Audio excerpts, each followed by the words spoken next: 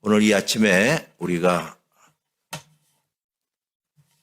설교 제목을 보시면 은혜가 오는 세 가지 길 이렇게 했습니다. 은혜가 오는 세 가지 길. 우리 교회에서 가장 많이 쓰는 단어 가운데 하나가 은혜라는 말일 것입니다. 은혜. 그래서 예를 들어서 은혜를 받았습니다. 은혜롭습니다. 이런 말을 참 많이 해요.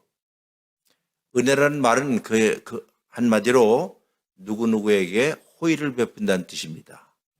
호의를 베푼다. 여러분 누군가에게 호의를 받으면 기분이 참 좋죠. 기분이 좋습니다. 호의를 받는다, 호의를 베푼다. 그러면 호의를 받는 사람의 입장에서는 마음이 푸근해지고 따스해지고 내가 이거 받을 만한 자격이 있을까 한데 저분이 인사도 우리에게 호의를 베푸는 방식 중에 하나겠죠. 누군가에게 다정스럽게 안녕하세요 하는 말. 그냥 무뚝뚝한 것보다도 그렇게 호의를 베푸는 일이. 아니면 누가 물건을 들고 갈 때 옆에 가서 무거운 짐을 갖고 있는 분 이렇게 들어주는 것. 이것도 호의입니다. 그 호의예요. 또 자동차를 타고 있을 때 누군가 노약자가 올라왔을 때 그분에게 자리를 양보해 주는 것도 호의죠. 우리 주변을 살펴보면 호의 때문에 이 세상이 밝아져요. 호의가 없는 세상 참으로 각박할 것입니다. 우리가 옛날 라면 선전할 때도 형님 먼저 아우 먼저라는 것도 있죠. 그것도 사실상 상대방에 대한 배려이고 호의를 베푸는 일입니다. 그럼 호의를 베푸는 사람의 입장에서는 이 사람이 호의를 받을 만한 자격이 있느냐 없느냐 따지지 않고 일방적으로 그에게 호의를 베푸는 것을 가리켜서 우리가 은혜라 이야기하는 것입니다.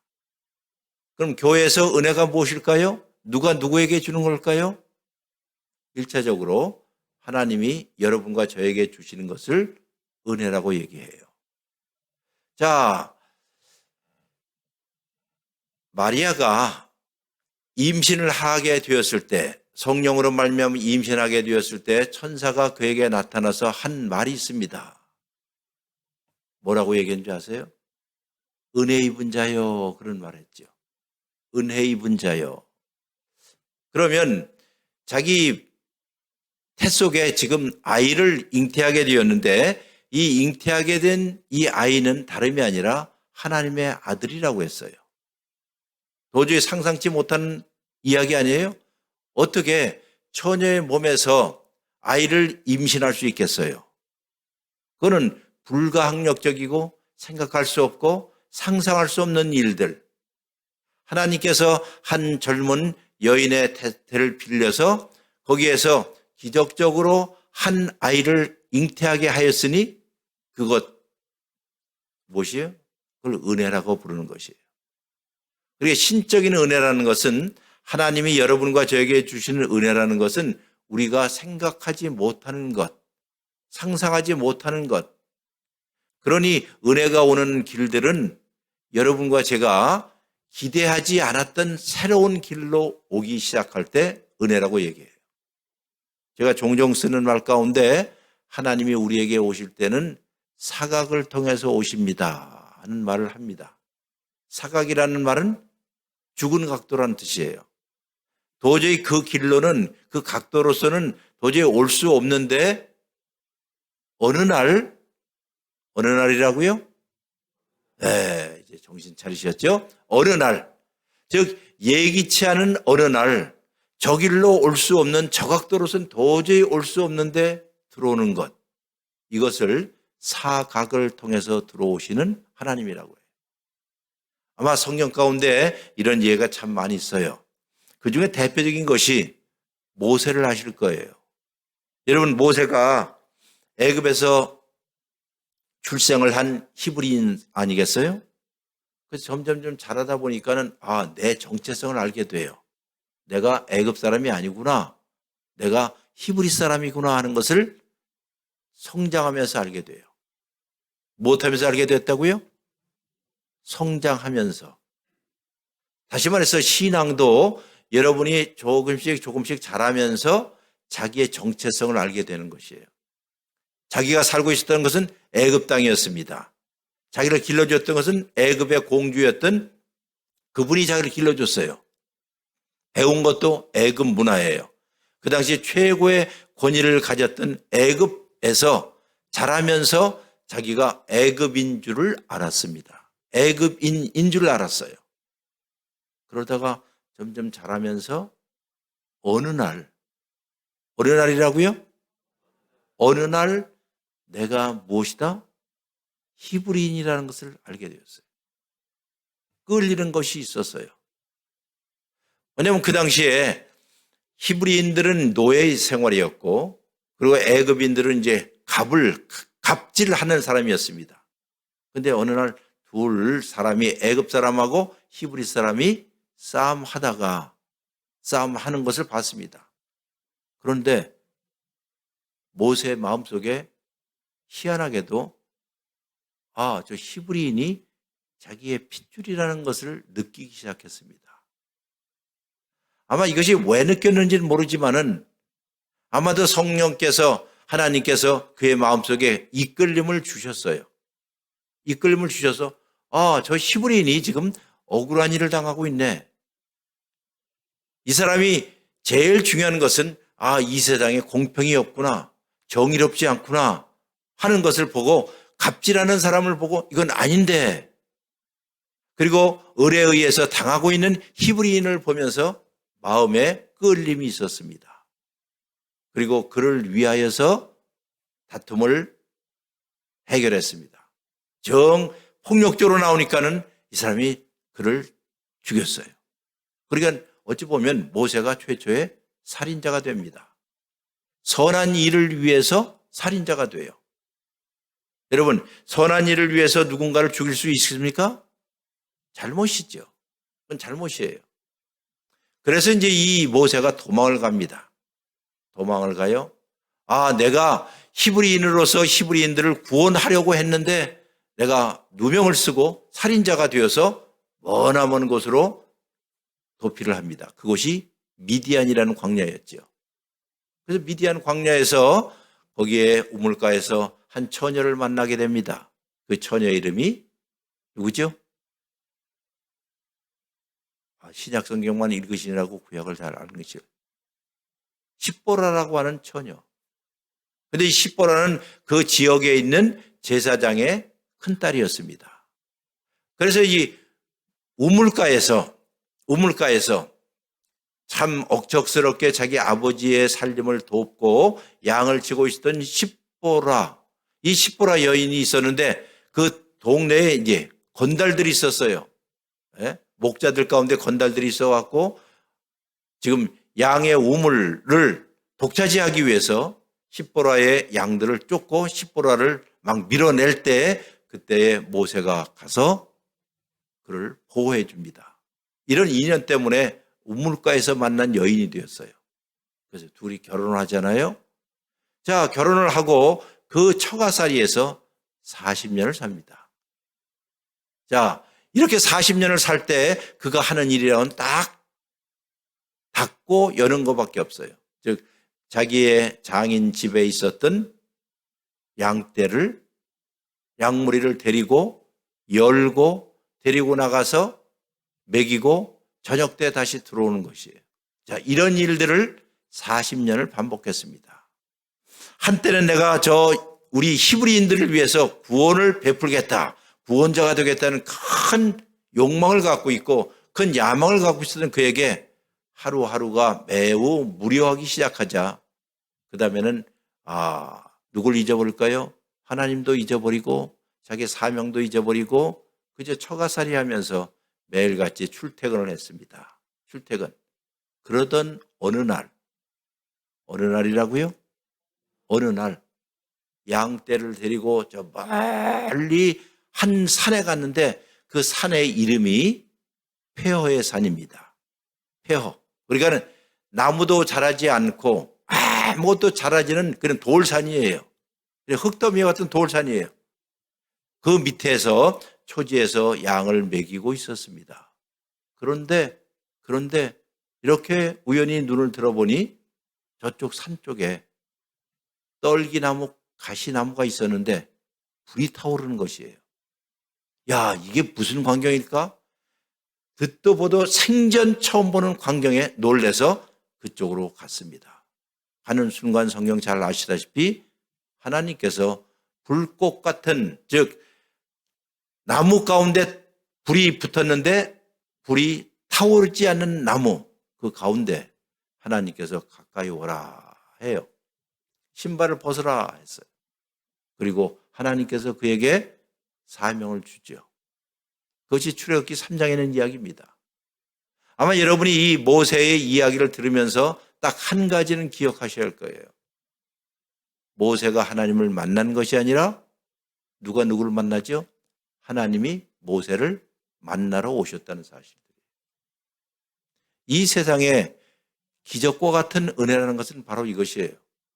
우리가 하나님을 찾으려고 한 것도 아니고 모세가 하나님을 찾으러 만나러 간 것도 아니고 그는 그냥 일상에서 보통 자기 직장 출퇴근하던 일이었습니다. 그러던 어느 날 하나님이 그를 찾아오셨다는 것이에요. 어느 산에서라고요? 조금 전에 얘기했잖아요. 어느 산? 페어의 산, 호렙산이라고 하는데요. 호렙이라는 말은 히브리어로 페어라는 뜻이에요. 아무것도 없는 페어의 산에서 하나님이 나타날 거라고는 꿈에도 생각지 못했지요. 거기서 하나님을 만날 거라고 생각지 못했지요. 그런데 그 하나님이 그에게 나타나셔서 모세에게 사명을 주고 그의 삶을 뒤바뀌게 하는 소명의 순간이 그때 왔습니다. 아, 하나님이 여러분과 저에게 찾아오는 방식들, 그 길들은 때때로 교회일 수도 있고요. 부흥회일 수도 있고 여러분이 성경을 읽는 시간일 수도 있지만은 대부분의 많은 경우에 그렇지 않은 경우가 많아요. 그저 일상에 내 왜 사업이 이럴까? 그저 오늘 또 출근해야지 하고 우연히 마시던 커피 한 잔 마시는 순간에 내가 지금 잘 살고 있는가? 내가 지금 신앙생활 제대로 하고 있을까?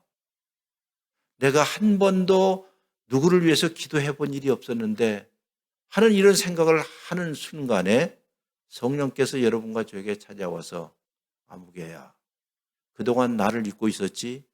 내가 너 찾아왔어. 너의 모든 삶을 한번 돌이켜볼래? 아침마다 출퇴근하는 이 길 무료하기 그지 없었지? 여기서 네가 하나님을 만날 거는 전혀 생각 못했지? 오늘도 누군가를 기다리기 위해서 커피 한 잔 들고 있는데 우연히 이런 생각이 들었지? 그게 이 세상에 우연이라는 것은 없어. 내가 오늘 너하고 이야기하고 싶어 하고 찾아오는 것이에요. 이것이 바로 사각을 통해서 찾아오시는 하나님의 은혜라고 부르는 것이에요. 우리가 하나님을 만나는 일들은요, 바로 이런 것이에요. 이스라엘 백성들이 광야에서 나와서 애굽에서 나와서 광야에 살 동안 하늘에서 무엇을 주셨다고 그랬죠? 어저께 얘기했잖아요. 무엇을 주셨다? 만나라는 뜻이 뭐죠? 이게 뭔가 했죠. 하나님께서 말씀하십니다. 너희가 이른 아침에 나가면 이슬과 같이 무엇인가 하얀 가시가 떨어져 있을 것인데 바로 그 가시는 어젯밤에 내가 이슬을 내렸고 그 다음에 하나님께서 가시와 같은 노란 달짝지근한 것들을 거기다 붙이고 아침에 다시 이슬을 내리게 되면 여러분 이슬 그리고 그 가운데 만나와 같은 가시와 같은 맛있는 바삭바삭한 것 그리고 그 다음에 이슬을 이렇게 덮으면 무엇과 같아요? 샌드위치와 같잖아요. 그렇죠? 샌드위치와 같잖아요. 그런데 이 바깥이 다 안 바깥이 이슬로 덮여 있으면 깨끗하게 보존시킨다는 거예요. 그리고 아침에 이슬이 다 떨어지면 하얀 빵 조각 같은 것. 이것이 만나였습니다. 근데 이 만나가 어디에 있을까요? 만나는 지천에 깔려 있다는 거예요. 지천에 사방에 깔려 있어요. 그러니까 누구든지 그것을 그냥 지나갈 수 없을 정도로 다 볼 수 있다는 것이에요. 무엇만 믿으면 하나님이 너희에게 주신 양식은 어디에 깔려있다? 지천에 깔려있다. 다른 말로 해서 하나님의 은혜는 사방에 있어요. 우리의 눈들을 떠서 오늘 만나는 저 사람과의 악수하는 그 순간이 만나를 거둘 수 있는 시간이야. 오늘 내가 공부하러 가는 이 과정이 너무 힘든 것 같지만 그러나 그 과정 자체가 하나님의 은혜를 경험할 수 있는 길이야. 하나님께서 만나를 주신 것은 이렇게 사방의 지천에 깔려있도록. 그러니 우리가 생각해 보면 하나님이 먼저 우리에게 찾아오셨구나. 우리가 하나님을 찾는 것이 아니라 하나님을 살 수 없을 거야 라고 하는 폐허의 산 가운데서도 하나님을 만날 수 있는 것은 하나님의 은혜라는 것은 하나님께서 우리에게 무엇을 베푼다? 호의를 베푸는 일이에요. 호의를 베풀 때 우리는 그저 양손을 펴고 고맙습니다 하고 받아들이는 것이에요. 아마 여러분이 이 세상 살 때에 누군가에게 가장 멋진 신사처럼 숙녀처럼 사는 방식은 한국말로 덕분에요 하는 말이에요. 누군가 뭐라 그러면 당신 덕분에요. 참 아름다운 말이에요. 덕분에. 즉 당신이 베풀어 주신 호의 때문에 나의 삶이 은혜롭게 되고 풍성하게 됩니다 하는 표현일 것이에요. 이런 한번 훈련들을 한번 해보세요. 여러분들. 당신 덕분이에요. 한번 해보세요. 시작. 네, 당신 덕분이에요. 1차적으로 누구 덕분이죠? 하나님 덕분입니다. 하나님의 덕분이라서는 하나님께서 우리에게 호의를 베풀어서 은혜를 주셨기 때문에 오늘도 당신 덕분에 삽니다. 따라서 아침에 일어나서 여러분들 해야 할 일이 딱 있어요. 창문을 딱 열고 아침에 창문을 열고 저 멀리서 떠오르는 태양을 바라보면서 하나님 고맙습니다. 오늘 당신 덕분에 하루를 잘 살겠습니다. 왜냐하면 전도서에 보면 하루라는 것은 하늘이 내려준 선물이라고 불러요. 하루는 하나님이 내려준 무엇이다? 선물이라고 해요. 하나님 오늘 고맙습니다. 하루를 우리에게 주셔서 선물로 주셨으니 정말 고맙습니다. 오늘 잘 사용하겠습니다. 그리고 저녁 때 침대에 들어갈 때 오늘 하루를 잘 사용했습니다. 고맙습니다. 누구 덕분이라고요? 하나님 덕분이었어요. 물론 하나님 오늘 살다가 제가 식당에서 밥 먹다가 된장찌개를 흘려서 여기에 넥타이가 다 흘렀지만은 그래도 고맙습니다. 너 가다가 길거리에 넘어졌어도 고맙습니다. 우리의 삶이 아침서부터 저녁까지 하나님이 우리에게 주신 다양한 방식으로 해 은혜를 고마워하는 것, 이것이 제일 중요한 일이에요. 기적이 무엇일까요? 여러분, 기적이라는 것은 일상에서의 기적이 있습니다. 아침에 나오실 때 여러분 대부분 우리 이제 한국 사람들은 아파트에 살잖아요. 아파트에 살잖아요. 제가 볼 때 가장 큰 기적은 내가 집 문을 나오면서 아파트 문을 열었을 때 그리고 열면서 나오면서 저녁 때 다시 그 아파트 문을 다시 열고 들어갈 수 있다는 것이 기적입니다. 그렇잖아요. 정말 생각해 보면 기적은 다른 데 있는 게 아니라 바로 이런 데 있어요. 아침에 문을 열고 하나님 이 문을 내 열고 나갑니다. 그리고 저녁 때 다시 이 문을 열고 들어올 수 있도록 해주세요. 이 말을 시편 121장에는 이렇게 표현해요. 여호와께서는 우리의 출입을 영원토록 지키시리로다.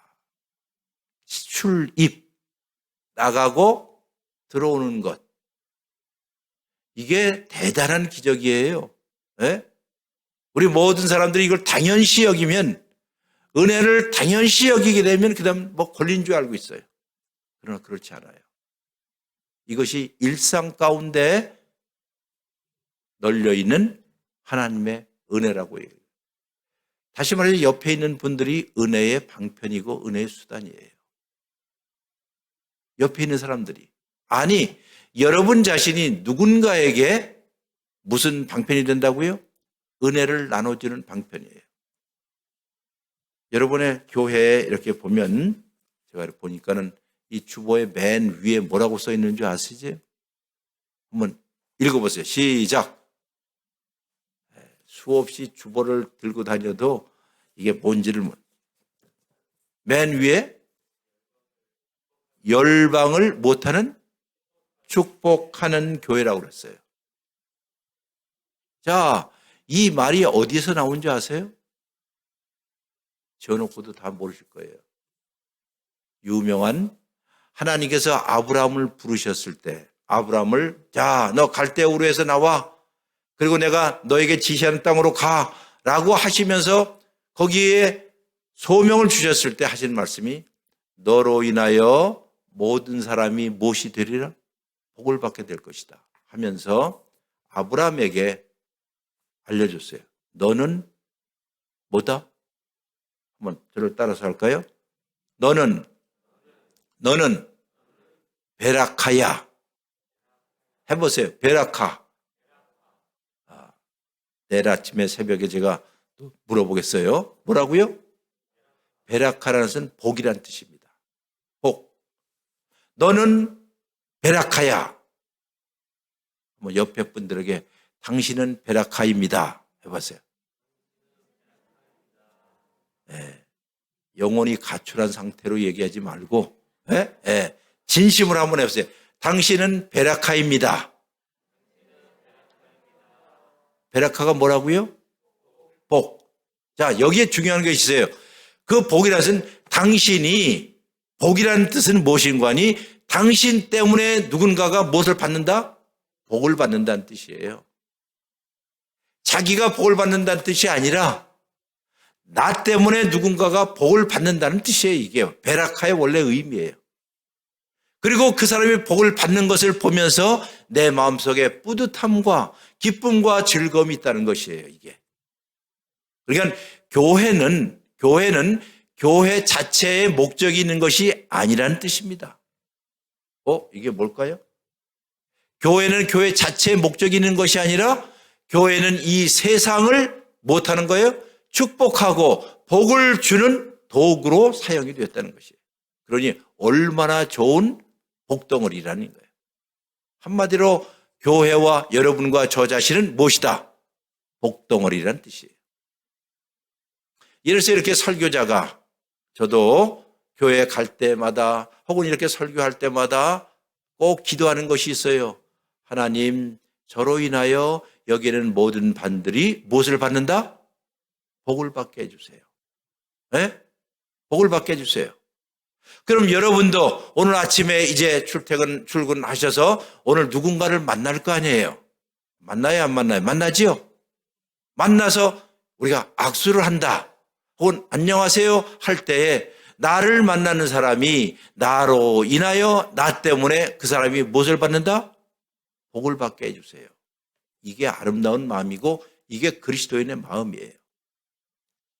이런 생각을 하게 되면 이 세상이 좀 더 밝아질 것이고 우리의 가정이 훨씬 밝아질 것이에요. 왜? 이것을 가리켜서 은혜가 가득하다라고 얘기하는 것이에요.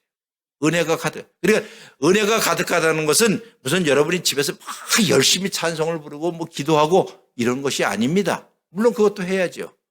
근데 아버지의 얼굴을 보니 무엇이 충만하다? 은혜가 충만해. 엄마의 입을 보니 엄마의 언어를 보니까는 무엇으로 충만해? 은혜로운 말로 충만해. 예? 은혜로운 충만해. 그 사람이 걸음걸이를 봐도 저 사람이 지금 복을 싣고 가는 복덩어리인데 베라카인데 그 사람을 만나는 사람마다 옆에서 보니 이 사람 때문에 저 사람이 어떻게 해요? 분노했던 마음이 즐거움으로 바뀌고 희망이 없던 사람이 절망했던 사람이 희망을 갖게 되는 그 모습을 보면서 이 사람이야말로 무엇이다? 베라카이구나 하는 것을 보게 되는 것이에요. 이것이 성경에서 말하는 은혜 혹은 호의의 일차적인 의미예요. 자, 가장 큰 은혜가 뭐라고요? 하나님이 우리를 못하셨다. 찾아오셨다. 우리가 하나님을 찾아가는 것이 아니라 하나님이 먼저 우리에게 찾아오셨어요. 찾아오는 이 방식 중에 제일 첫 번째 방식이 오늘 은혜가 오는 세 가지 길이라고 그랬죠? 첫 번째 방식이 로마서 10장에 쓰여져 있어요. 자, 첫 번째 방식이 무엇일까? 로마서 10장 한번 보세요. 몸 안에 있는지 몸 밖에 있는지 지금 어려운 시간이겠지만은 그래도 로마서 10장 14절입니다. 11절이 아니라 14절 먼저 보겠습니다. 14절 15절 읽습니다. 시작. 그런즉 그들이 믿지 아니하는 일을 어찌 부르리요? 듣지 못한 일을 어찌 믿으리요?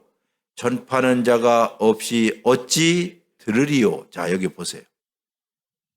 질문입니다. 믿지 아니하는 지를 어찌 부르겠습니까? 하는 것은 무슨 뜻이죠? 뒤집어 얘기하면 믿기 때문에 못한다? 부른다는 거 아니에요. 어려운 한국말이 어려운 것 같지요? 믿기 때문에 부른다는 거예요. 여기에 우리 이장로님이 계셔요. 이장로님, 저를 도와주세요 라고 제가 이렇게 부르잖아요. 지금 불렀잖아요. 왜 대답 안 하세요? 자, 네? 제가 지금 불렀어요. 이장로님, 저를 도와주세요 라고 불렀어요. 그럼 뭐라고 해야 돼요? 네, 그러시면 돼요. 네? 자, 그러면 제가 왜 이분에게 불렀을까요? 나를 도와줄 뭐이기 때문에, 믿을 수 있는 분이기 때문에 부른 거 아니에요. 그 뜻이에요. 믿지 않은 자를 어찌 부르겠습니까? 하는 것은 믿기 때문에 내가 그를 부른다는 것이에요. 그러면 저분 이 믿을 만한 사람인지 안 믿을 사람인지 어떻게 알겠어요? 평소에 다른 사람을 통해서 이분은 어떻게 믿을 만한 사람이야 라는 소리를 내가 들었기 때문 아니에요. 그렇잖아요. 논리적으로 맞잖아요. 누군가가 이 청강교회 가면 예를 들어서 김아무개 이아무개 무슨 장로님이 있는데 이분은 믿을 만한 사람이야 하고 모든 사람이 다 얘기를 해요. 그래서 그 소리를 내가 들었어요. 들었으니까 내가 어려운 일을 당할 때 이분에게 아무개님 저를 도와주세요 라고 하는 것은 믿을 만한 사람이기 때문에 내가 부르는 것이고, 어떻게 부를까요? 다른 사람이 그런데 그 사람 믿을 만하다라고 했기 때문이라는 거예요. 이제 이해가 되시죠? 이해가 되든 말든. 자, 그러면 그 사람이, 이분이 믿을 만한 사람이라고 수많은 사람들이 다 이야기를 했어요. 다 이야기했다고요. 자, 이야기했어요. 그럼 그 사람들이 뭔가를 이야기했을 거 아니에요? 그 이야기한 거를 내가 어디서요? 머리에서 들었어요. 듣고, 저분은 믿을 만한 사람이라고 사람들이 그러더라 하는 소식을 듣고 그에게 찾아가서 이야기를 한 이유는 이 사람은 믿을 만하다 라고 들었기 때문이라는 거예요.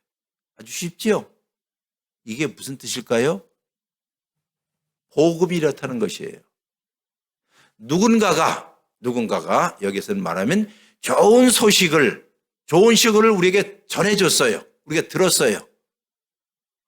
어디에 가면 좋은 게 있습니다 라는 이야기를 들었어요. 그러니까 그 들은 이야기를 가지고 듣고 그리고 믿게 되었다는 것이에요. 따라서 하세요. 전파하고 듣고 믿고. 제일 먼저가 뭐라고요? 무엇인가 전파를 했을 거 아니에요.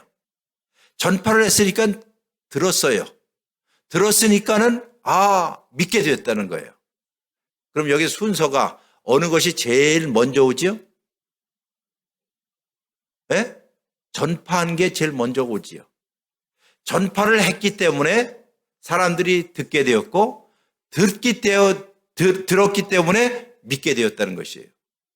자, 그러면 여기 제일 먼저 오는 것이 전파지요. 뭐를 전파했을까요? 한번 15절을 보겠습니다. 보내심을 받지 아니하였으면 어찌 전파하리요. 그러니까 전파하라고 무엇을 알려주라고 보내심을 받았기 때문에 그 사람이 가서 전파를 했고, 전파를 하니까 사람들이 듣게 되었고, 들으니까는 그 내용이 정말 믿음직한 말이야 해서 믿게 되었다는 뜻이에요. 이제 순서가 전파하고, 그리고 뭐예요? 듣게 되었으니 믿게 되었다는 것이에요. 이 순서가. 그러면 무엇을 전파했을까요? 하는 것이에요. 15절 보시면 보내심을 받지 않았으면 어찌 전파하리요? 기록된 바 시작.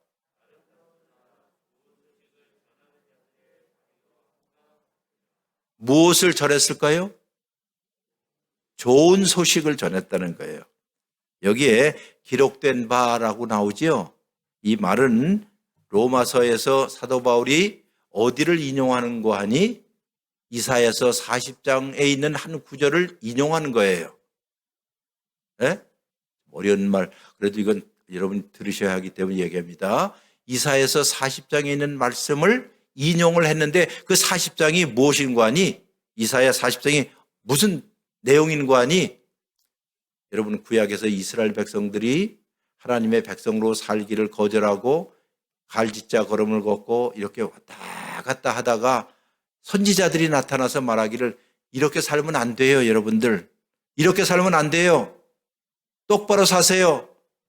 여러분들이 하나님의 말씀에서 어긋나게 되면 이 나라가 멸망하게 됩니다. 멸망하게 되면 저 바벨론이라는 큰 나라에 의해서 잡혀 먹을 것입니다. 그 나라에 가서 큰 고생을 할 것입니다. 이렇게 누누이 이야기했는데도 불구하고 듣지를 않았어요. 그러다가 어느 날이라고요? 어느 날 바벨론의 대군대가 들어와서 이스라엘 나라를 함락시키고 예루살렘 성전이 함락되고 그리고 수많은 사람들을 다 잡아다가 바벨론 포로로 잡아갔습니다.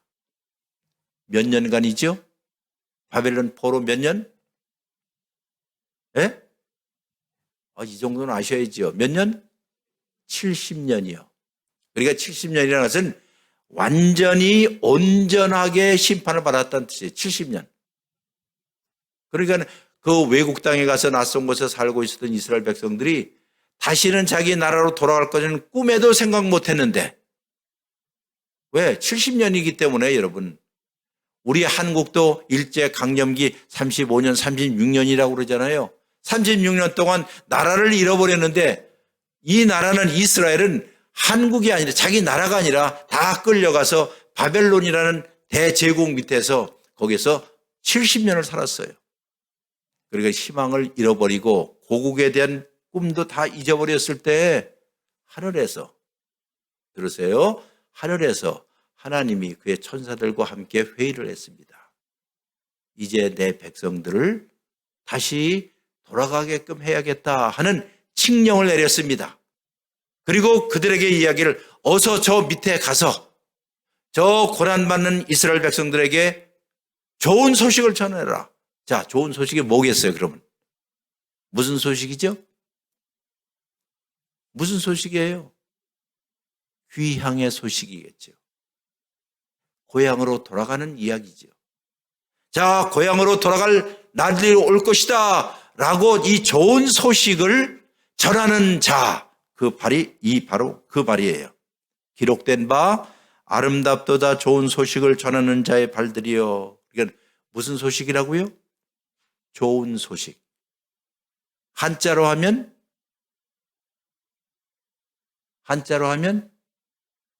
다 같이 복음. 복음이 좋은 소식이에요. 그럼 복음이 무엇입니까? 이제는 당신들이 더 이상 다른 나라에서 고생하지 아니하고 이제 고향으로 돌아갈 날이 되었습니다 하는 것이 좋은 소식 아니에요. 그 좋은 소식을 전파하는 자들, 그 전파할 때에 사람들이 그것을 어떻게 해요? 듣고 그 말을 믿게 되었다 그 뜻이에요. 오늘 여기 있는 말이 그거예요. 그러면 자, 복음이 무엇일까요? 좋은 소식이 뭐라고 그랬어요? 우리는 반드시 어디에 간다? 고향으로 간다는 거 아니에요. 하나님이 계신 품으로 간 것입니다. 하나님께로 갈 것이 이게 가장 좋은 소식입니다. 여러분들 더 이상 낙심하지 마시고 이제 고향으로 하나님 앞에 돌아갈 날들이 왔습니다 라고 선포하는 것, 이것이 좋은 소식이에요. 그리고 그 좋은 소식을 무엇한다고요? 어떻게 해요? 들어야 돼요. 귀담아 들어야 돼요. 그리고 듣고 그 다음에 그것을 믿어야 한다는 것이에요. 아, 은혜가 오는 방식이 뭐냐? 은혜가 무엇이냐? 먼저 무엇을 통해서 와요? 복음이 선포될 때, 좋은 소식이 선포될 때, 그리고 그 좋은 소식을 귀담아 듣고 그리고 그것을 믿을 때에 무엇이 온다? 우리에게 은혜가 온다는 뜻이에요. 그러니 은혜라는 것은 우리의 감정이나 기분이 아니라 하나님의 말씀이 증거되고 하나님의 말씀이 선포될 때, 그리고 그 선포의 내용의 핵심이 무엇입니까? 우리는 반드시 어디에 간다? 고향으로 간다. 하나님께로 갑니다. 당신들이 아무리 죄가 많아도, 아무리 지은 죄가 붉을지라도 당신들이 고향으로 돌아간다는 하나님의 말씀을 의지하고 그것을 믿으면 그것이 당신들에게 무엇이 된다? 복음이 될 것이고 은혜가 될 것이고, 그 은혜가 된 사람들, 즉 이렇게 복음이 선포될 때에 은혜가 우리에게 온다는 것이. 그러니 우리 교인들이 은혜를 받는 방식, 은혜가 오는 길이 무엇을 통해라고요? 복음 선포를 통해서, 말씀을 통해서, 설교를 통해서. 그러면 설교를 듣는 사람에게 입장에서는 어떻게 들어야 돼요? 귀담아 들어야 되고, 그리고 귀담아 들을 뿐만 아니라 그것을 100% 자기 것을 어떻게 해요? 믿어야만 된다는 뜻이에요. 마치 베레아 사람들이 마음을 열고 그 말씀을 그대로 간절히 사모하여 들었을 때에, 그리고 그 말씀이 그런가 상고할 때에 그 교회에 무엇이 가득 차더라? 은혜가 가득 차가 되더라. 이게 첫 번째예요. 첫 번째는 은혜는 어디를 통해서 온다? 말씀을 통해서 온다는 뜻이에요. 예? 말씀을 통해서 오는구나. 그리고 그 말씀을 여러분들이 귀담아 듣고 그리고 그것을 100% 그렇습니다 라고 믿을 때에 무엇이 생긴다? 은혜가 충만하게 된다. 그리고 우리는 세상 길을 걸어가는 거예요. 제가 좋아하는 여자 영화 배우가 있어요.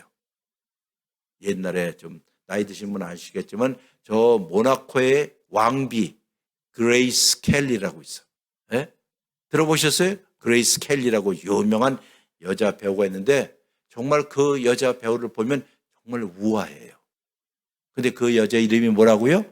그레이스 켈리예요. 다 같이. 이거는 잊어먹지 마세요. 자, 뭐라고요? 네. 여기 붙어있는 말이 그레이스라는 말이 있어요. 그레이스라는 말이 영어로 은혜라는 말이거든요. 은혜라는. 그런데 영어에 그레이스라는 말이 은혜인데 graceful하다라는 말이 있어요. graceful.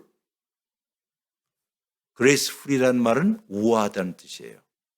엘레강스 뭐 이런 말로 graceful하다는 것은 우아하다. 예? 근데 그 단어를 보니까 graceful이에요. full. 무엇으로 가득 차요? 그레이스로 가득 찬 사람이 못하다? 우아한 사람이에요. 예? 그 사람이 어저께도 얘기했지만 뭐 명품을 들고 뭐 얼마나 뭐 좋은 집에 사느냐, 이것이 사람을 우아하게 만들고 품 있게 만드는 게 아니라 무엇으로 가득 차면? 은혜로 가득 차면. 한 사람이 은혜로 가득 차고 호의로 가득 차면 그 사람은 우아한 사람이에요. 우리가 살다 보면 어떤 사람이 참 은혜가 가득한 사람 보면 교회에서 권사님이든지 뭐 장로님이든지 집사님 누구든지 은혜로 가득한 사람은 정말 우아해요. 그게 진짜 우아한 거예요. 비록 가진 것은 별로 없어도 그가 갖고 있는 뭐 이 가방이 그렇게 뭐 명품이 아니더라도 그 사람 몸과 마음 속에서 풍겨나오는 은혜가 그로 하여금 우아하게 만드는 것이. 우리 교인들은 다 우아한 사람이기를 바랍니다. 싫어요? 여러분이 다 우아한 사람이기를 바랍니다. 무엇으로 가득하면? 은혜로 가득하면. 그런데 이 은혜가 언제 온다고요? 하나님의 말씀을 통하여서 오고 그 말씀을 귀담아 듣고 그리고 그 말씀을 믿으면 우리가 은혜로. 그래서 은혜가 오는 첫 번째가 바로 하나님의 말씀이에요. 두 번째는 빨리 하겠습니다. 여러분 빨리 가고 싶죠? 네, 빨리 들으세요. 잘 들으세요. 자, 두 번째는 성경에 고린도전서 11장에 있습니다. 고린도전서 11장.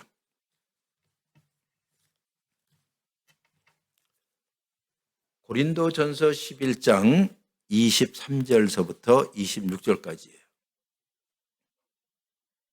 사도 바울이 고린도 교회 교인들에게 하는 말 가운데 이런 말이 있어요. 23절. 내가 너희에게 전한 것은, 즉 사도 바울이 여러분들에게 전파하는 것은 주께서 받은 것이니, 그러니까 내 마음대로 전하는 게 아니라 나도 누구에게 받았다? 예수님으로부터 받았어요. 예수님으로 받은 것을 여러분에게 지금 전하고 있어요. 이런 뜻이에요. 그럼 전한 내용이 뭐죠? 무엇을 받았을까? 곧 주 예수께서 잡히시던 밤에 떡을 가지사 축사하시고 떼어 이르시되 이것은 너희를 위하는 내 몸이니 이것을 행하여 나를 기념하라 하시고 식후에 또한 그와 같이 잔을 가지시고 이르시되 이 잔은 내 피로 세운 새로운 언약이니 이것을 행하여 마실 때마다 나를 기념하라 하셨으니 너희가 이 떡을 먹으며 이 잔을 마실 때마다 주의 죽으심을 그가 오실 때까지 못하는 거라? 전파하는 것이다. 지금 읽어본 내용이 무엇에 관한 내용입니까? 교회에서. 네? 성찬이지요. 그런데 이 성찬식을 예수님께서 제정을 하셨다는 것이에요. 그리고 이 제정하신 이 성찬식을 누구에게 알려줬어요? 누구에게? 바울에게. 그럼 바울이 또 누구에게 지금 알려줘요? 고린도 교회 교인들에게 알려주잖아요. 받은 것을 알려줘요.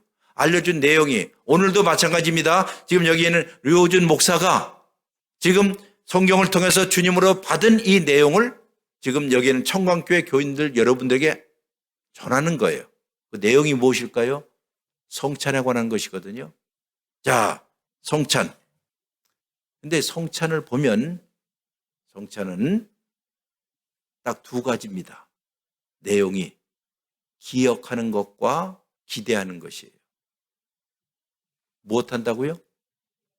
기억하는 것, 그리고 기대하는 거예요. 무엇을 기억할까요? 예수 그리스도께서 우리를 위해서 하나님이 예수님을 보내서 나 대신에 십자가에 죽게 하여서 나의 죄를 다 용서하셨다 하는 그 갈보리 산의 사건을 기억하는 것입니다. 기억하는 거예요. 기억. 예? 그러니까 우리 그리스도인들은 이런 점에 있어서 이 문제에 관해서 치매에 걸리면 안 돼요. 무엇을 기억하라고요? 예수 그리스도께서 나를 위해서 못하셨다. 죽으셨어.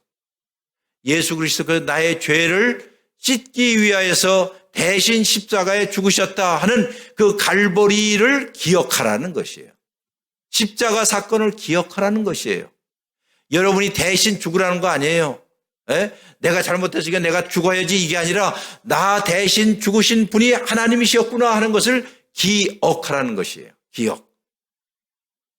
그리고 두 번째는 뭐라고요? 기대하는 것이에요.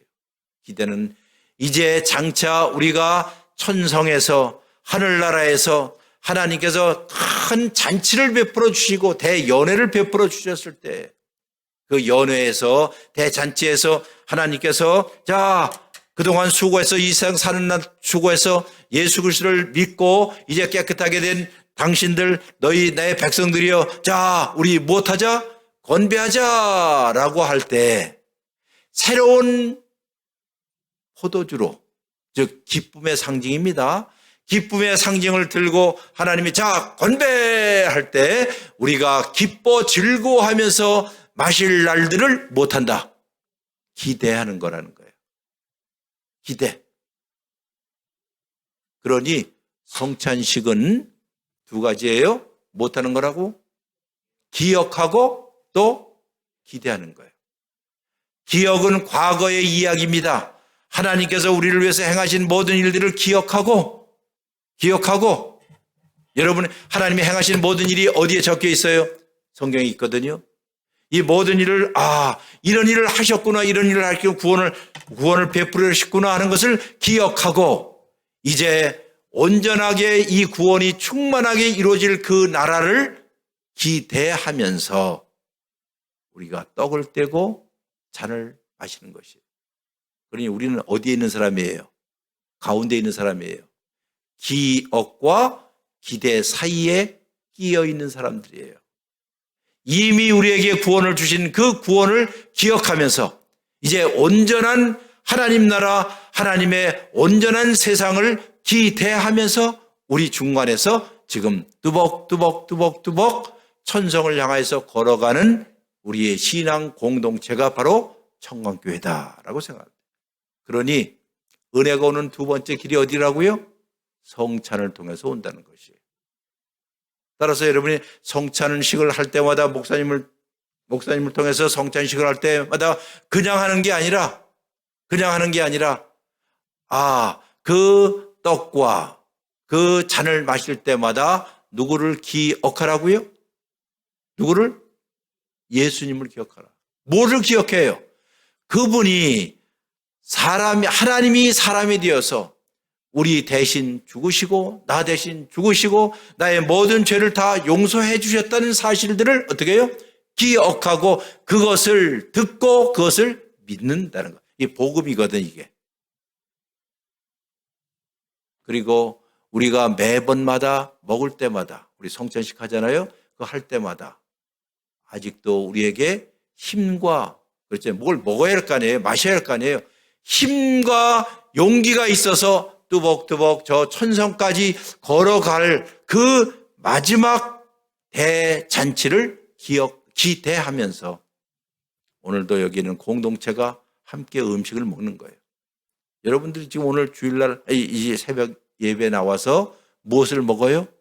말씀을 먹는 거 아니에요. 아까 처음에 설교를 통해서 은혜를 받는 것, 은혜가 오는 것이 설교를 통해서 말씀을 통해서 오고 또 성찬 예식을 오고 마지막 하나 있어요. 끝내겠습니다. 세 번째가 어떻게 은혜가 올까?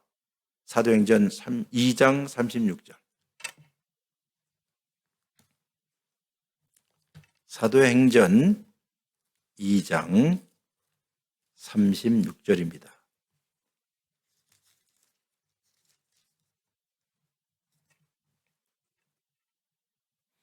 (2장 36절) 39절까지 읽습니다.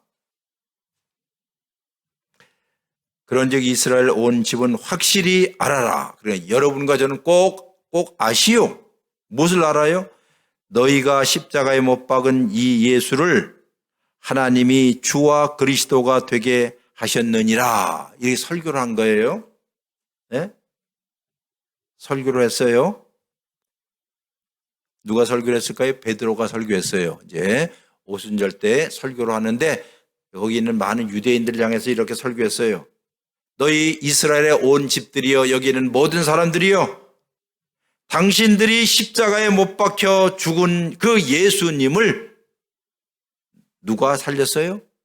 하나님이 주와 그리스도가 되게 하셨느니라. 우리가 어저께인가 우리 찬송 불렀지요. 예수는 그리스도, 예수는 주, 바로 이 구절이에요. 이해가 되시죠? 하나님께서 예수님을 주와 그리스도가 되게 하셨습니다라고 베드로가 설교를 했습니다. 설교를 할 때 37절. 그들이 그 말을 못해요? 들었다고 그랬어요. 이런 설교가 올 때 이를 듣고 그 다음에는 못해야 돼요. 아까 믿어야지요. 자, 믿기 위해서 듣고 마음에 찔렸다고 해요. 우리가 예수님을 죽였구나, 내가 하나님을 죽였구나 하는 마음에 찔려서 베드로와 다른 사도에게 물어 이르되 형제들이여 우리가 어찌해야 합니까? 라고 했어요. 어찌해야 합니까? 라고 하자 베드로가 말하기를 너희가 무엇하여? 회개하여 각각 예수 그리스도의 이름으로 무엇을 받고? 세례를 받고 죄사함을 얻으라. 그리하면 성령의 선물을 받으리라 라는 말이에요. 여기에 중요한 말은 회개하고 무엇하라? 예수 그리스도의 이름으로 무엇을 받으라?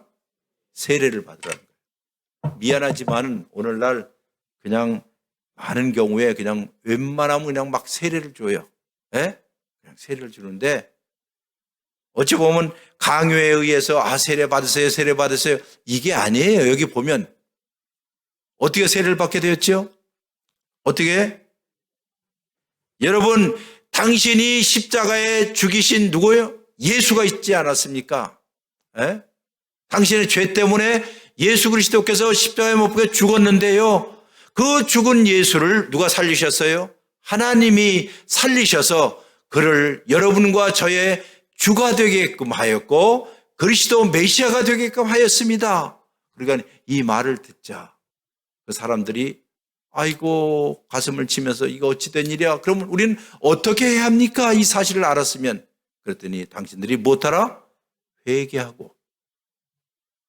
못하고요? 회개라는 것은 한마디로 항복한다는 뜻이에요. 항복한다는 뜻이에요.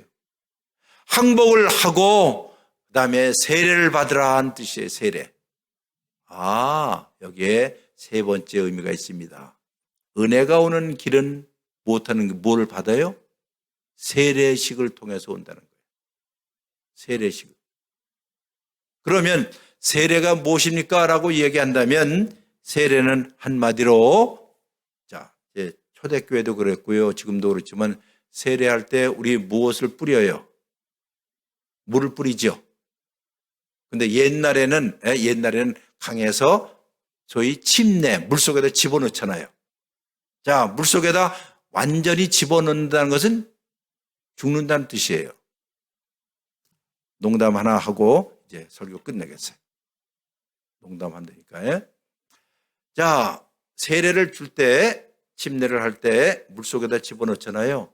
몇 번 집어넣어요? 목사님들이 세례를 줄 때는 물 뿌릴 때 몇 번 뿌려요?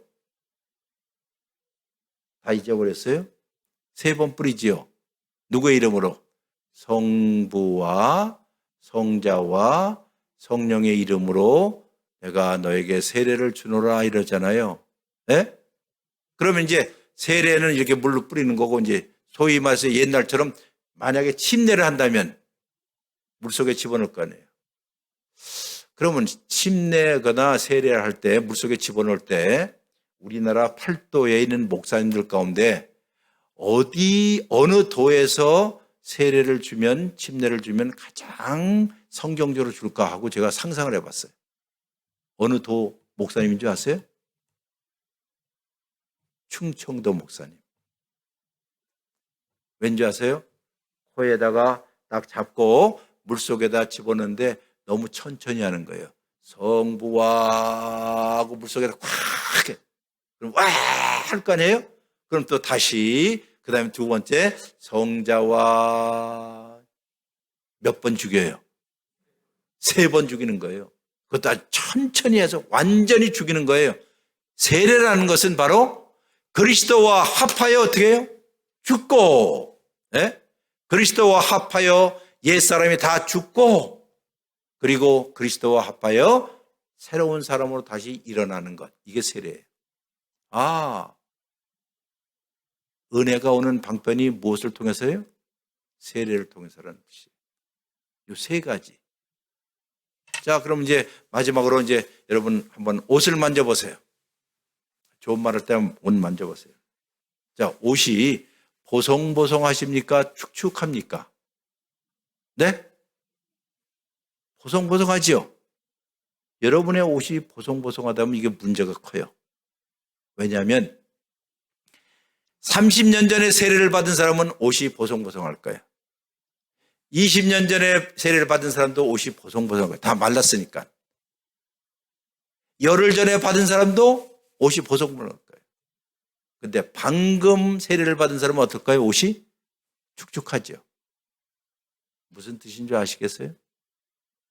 날마다 예수 그리스도와 함께 죽고 날마다 예수 그리스도와 함께 다시 사는 것이 세례의 원래 원리예요. 네? 그게 세례의 원리예요. 내가 30년 전에 20년 전에 10년 전에 받았으니 관록을 자랑하는 것이 아니라 소위 실력이라고 신력, 믿음의 이거 족보를 자랑하는 것이 아니라 사도 바울이 말하는 날마다 그리스도와 함께 어떻게 죽는다는 말이 있잖아요. 날마다. 그럼 날마다 어디에 들어가는 거예요? 물속에 들어가고 날마다 죽고 날마다 사니까는 이 옷이 축축해요? 아니면 보송보송해요? 축축해야지요. 예? 상징적으로 얘기합니다. 이 옷이 축축해야죠. 즉 여러분과 제가 은혜의 강가에 들어와서 은혜의 강물 속에 들어와서 하나님의 말씀을 들으니 그 말씀을 듣고 믿고 그리고 우리 마음속에 회개하는 마음이 생기고 눈물도 흘리고 하나님 정말로 이 은혜가 얼마나 촉촉한지 알겠습니다 라고 간절한 마음으로 사모하는 마음으로 이 교회가 충만하는 것, 이것이 바로 은혜가 오는 방편이라는 것이에요. 모두 몇 가지라고요? 3가지. 말씀이 선포되고 그 말씀을 듣고 말씀을 믿을 때 은혜가 오는 것이고, 그리고 우리가 함께 공동체가 되어서 예수 그리스도의 죽으심과 부활을 기념하고 기억하고 이제 장차 올 영원한 천국에서 우리가 함께 음식을 나눌 때를 기대하면서 지금도 서로 격려하고 서로 먹여주고 서로 배려하면서 사는 것, 이것이 바로 우리가 은혜를 받는 방편이고, 그리고 날마다 예수 그리스도와 함께 어떻게 해요? 죽고 날마다 예수 그리스도와 함께 사는 것, 이것이 은혜가 오는 3가지 길입니다. 우리 청강교회 사랑하는 모두 성도 여러분, 이걸 꼭 기억하시고, 우리 교회가 graceful, 우아한 교회가 되기 위해서는 무엇을 받아야 한다? 은혜로 가득 차야 된다. 이런 은혜의 충만함이 우리 여러분과 저에게 있기를 주의 이름으로 축원합니다. 기도하겠습니다. 이제 말씀을 들었으니까는 잠시 기도하시다가 하나님, 오늘도 하루가 은혜로 충만한 하루가 되게 해주세요. 오늘 만나는 사람에게 내 자신이 복이 되게 하여 주시고 그 사람에게 덕분에 삽니다 하는 말이 나오게 해주시고, 하나님의 말씀을 통해서 내가 은혜를 받고 성찬을 통해서 은혜가 오는 것을 알게 해주셔서 감사합니다. 그리고 세례를 통해서 날마다 죽는 법, 날마다 사는 법을 배우게 하여 은혜로 충만한 저희들 되게 하여 주시옵소서 하고 기도하시다가 돌아가시길 바랍니다.